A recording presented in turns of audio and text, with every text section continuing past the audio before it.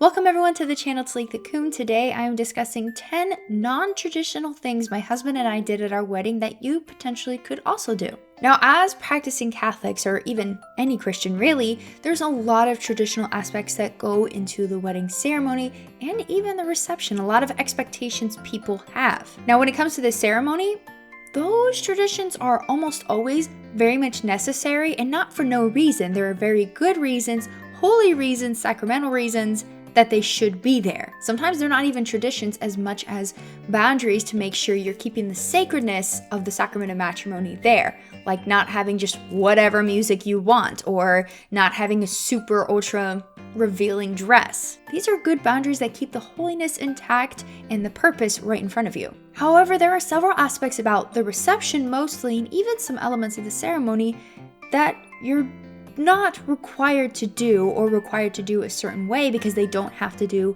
with the grace-infused parts of the sacrament itself. Most especially the reception, because this is just an after party. It's basically whatever you want it to be, though I would highly recommend still keeping the focus on God. As traditional as my husband and I are, there were still several things that we did on our wedding day that kind of went against the grain. And so here's the list. Number 1 is that we did personal vows, obviously not during the ceremony. There are specific vows you say during the ceremony that are there for, sounding like a broken record, sacramental, grace-infused, holy reasons. But before the ceremony, though we had a door between us, because I did keep to the tradition of him not seeing me before the wedding, we both exchanged personal vows. Mine were pre-written, his was on the spot. Very fitting of our characters. Of course, the vows during the ceremony are way more important, but we also wanted to have that moment of personal interaction, saying what we specifically felt. That's not worded very well, but you see my point. Number 2 is that my Opa, my grandfather on my mom's side, is the one who walked me down the aisle and the one whom I did my father-daughter dance with. I knew years and years and years ago that I was probably not going to have my own father walk me down the aisle. And I had actually debated it being my Opa and had asked him just a few years back how he felt about that idea, and he loved it. So when the time came, I asked him again if he was okay with this idea, and he got a little teary-eyed and said yes. Even though he is a very tough, domineering old man, he has a soft spot. Now, one could say, well, why didn't you have your mom walk you down the aisle? Why didn't you share that dance with her, considering she was the one that raised you, and you've talked about how close you are with her? It was a thought. But the reason I went with my grandfather is because I still wanted to have that father figure male aspect there. And if it was going to be anyone, it was going to be my grandfather. I did debate my stepdad as well, but my grandfather's been around my whole life. And so I went with him. For anyone curious, our grandfather-daughter dance was to Young at Heart by Frank Sinatra, because he and I are both big Frank Sinatra fans. The third thing that we did that was not very traditional was we got rid of most of the toasts at the reception. I'm gonna be real with you. No one coming to your wedding cares about the toast beyond that of one parent from each of the couples. So in this case, it was my mom and his dad, which was also kind of not traditional because normally it's the bride's father and the groom's mother, but we switched it up a little bit. After that, no one wants to hear it except you two and maybe a couple close family members, but everyone else at the reception is going, I want to eat, I want to dance, I don't know these people, I don't want to hear it. And you know you're in for a long toast when they start with, I want to keep this short. They're not going to keep it short. Now, we didn't eliminate the toast completely. Everyone else that normally would have given a toast, like my matron of honor and his best man, gave their toast the night before at the rehearsal dinner. I highly recommend this for the reasons I already gave about people not really caring, but also giving them that opportunity to share their love with you. Do it at the rehearsal dinner. Seriously, makes a huge difference. You might even find that the people that normally give speeches will be very grateful to not have to do it in front of a giant crowd. The fourth thing is that we didn't go straight on our honeymoon. I mean, we did leave the very next day, but most people like to go straight away to the airport and get on a plane, immediately start driving there, immediately go to a hotel or something. We were exhausted and knew we were going to be exhausted, so we just went home and went to bed.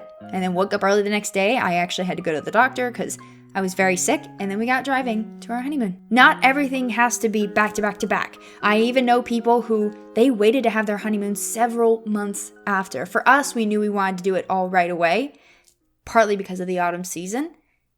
But that's how it worked out for us. Number 5 is a big one for me, and that is absolutely no garter. Out of all the weddings I've been to, there's only been one time where the garter being taken off was done somehow tastefully. I don't know if it's because I knew the couple very well, but other than that, a lot of people are actually stopping doing this because it's yucky. It really is. Why does anyone want to watch that? No one wants to watch that. And that's not even the worst part. The worst part is that it gets tossed to a bunch of single men. Ew. I just don't like that. I just, everything about it screams no to me. I didn't want to wear one. Neither of us were keen on doing that. We both thought it was yucky and gross, and that was eliminated. I didn't even want to toss my bouquet. But someone convinced me to get like a throwaway bouquet and toss that out. Which actually leads me to number 6, which is that I had my bouquet saved. A lot of people just throw the flowers away. I really didn't want to do flowers because I thought they were expensive, but my mom used to own a flower shop. That was kind of a non-negotiable. And my florist has actually known me since I was like 6 years old. So that helped. I'll put a link in the description below. But essentially, they sent me a kit and I had my bouquet boxed up, sent to them. They froze it. We discussed how we want my flowers to be displayed. In my case, it ends up being a shadow box. And then they press it and do all these things to make it into this beautiful keepsake, hence keepsake floral. I think that's what it's called. I'm not going to get it for several months, but it's going to be well worth it. Yes, it was pricey, but that's something you have to budget for. But this way you can keep your beautiful bouquet forever, and it gives more meaning and life to the idea of having real flowers. And now that I've seen all my wedding photos, yeah, use real flowers. It's worth it. It's in every picture. Don't do fake flowers. They're just tacky and ugly. Number 7, we did a family dance. As previously mentioned, I knew my father was probably not going to be the one to walk me down the aisle, but I still wanted to incorporate my mom beyond doing a toast. In fact, I wanted to incorporate more family members. Because of the situation I grew up in, I felt like my family took more prevalence in how I grew up, mostly my mom, but other family members too.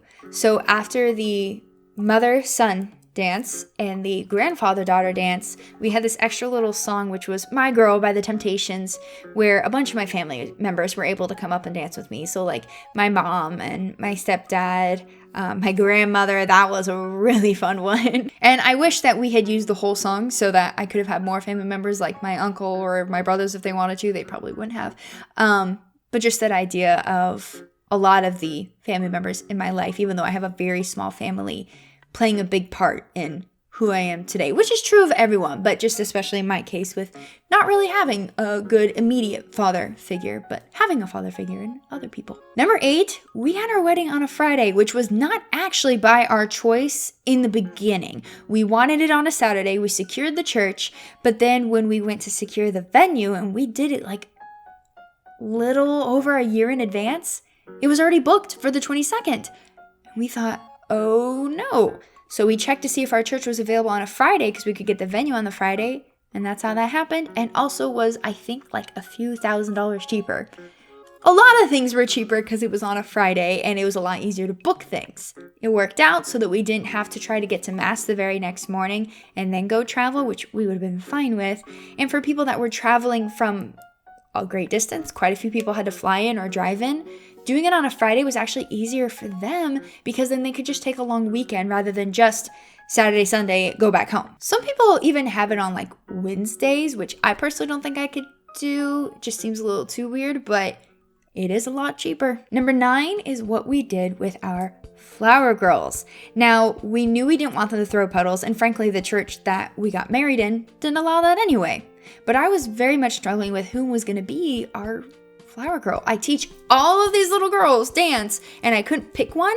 There was none that I was particularly close to, or if I was close to one, that kind of would have meant I need others, and it was going to be too much. What ended up happening is my mom suggested that the daughters of 2 of my bridesmaids be my flower girls. So my matron of honor's daughter and one of my bridesmaids' daughter, who were both just under the age of 2 at the time we got married, became our flower girls. It was the absolute most precious thing, and that's not even the most non-traditional part. It was that we had their dads walk down with them. I mean, I teach 2-year-olds.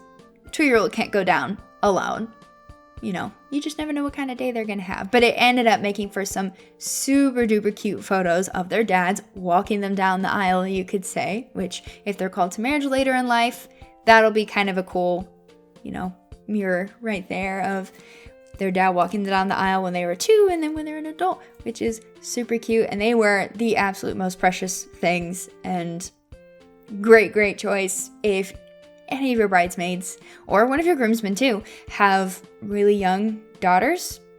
Maybe pick them as the flower girls. The last thing, which is actually becoming a little bit more prevalent today, is I didn't put the veil over my face. Not because I was afraid of it messing up my makeup or my makeup getting on it, but I just didn't really care about the veil that much. It was extremely plain, and honestly, looking back, I should have just gotten it from Etsy.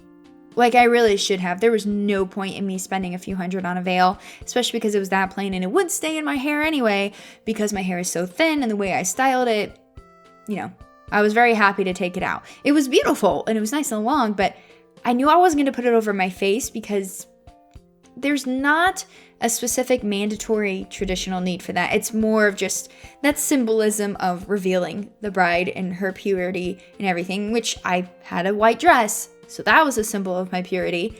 That's really all I needed. And do you really want to go through the hassle of your father, or in my case, my grandfather, pulling the veil over your face and it not sticking the right way when everyone's already nervous and excited and emotional?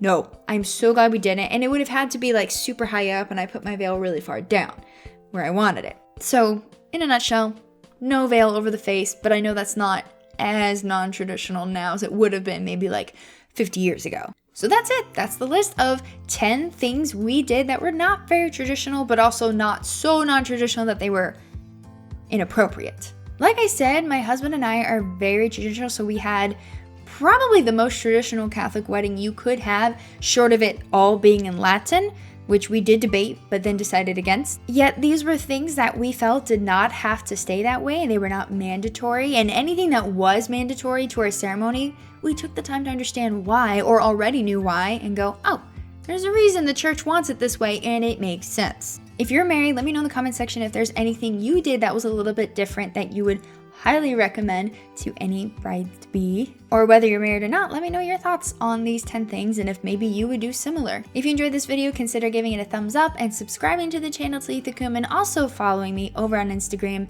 at Leah Darrow Ministry for more content. But that's all for today's video. Thank you for watching, and God bless.